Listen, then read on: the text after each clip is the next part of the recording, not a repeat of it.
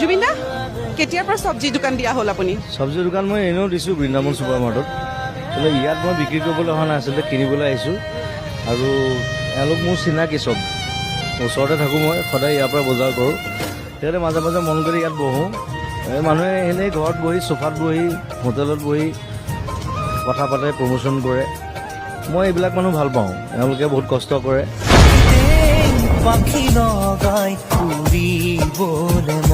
জুবিন দা কেতিয়াৰ পৰা চব্জি দোকান দিয়া হ'ল আপুনি? চব্জি দোকান মই এনেও দিছোঁ বৃন্দাবন ছুপাৰ মাৰ্টত। কিন্তু ইয়াত মই বিক্ৰী কৰিবলৈ অহা নাই, আচলতে কিনিবলৈ আহিছোঁ। আৰু এওঁলোক মোৰ চিনাকি চব, ওচৰতে থাকোঁ, মই সদায় ইয়াৰ পৰা বজাৰ কৰোঁ। সেইকাৰণে মাজে মাজে মন কৰি ইয়াত বহোঁ। মানুহে এনেই ঘৰত বহি, চোফাত বহি, হোটেলত বহি কথা পাতে, প্ৰমোশ্যন কৰে। মই এইবিলাক মানুহ ভাল পাওঁ, এওঁলোকে বহুত কষ্ট কৰে।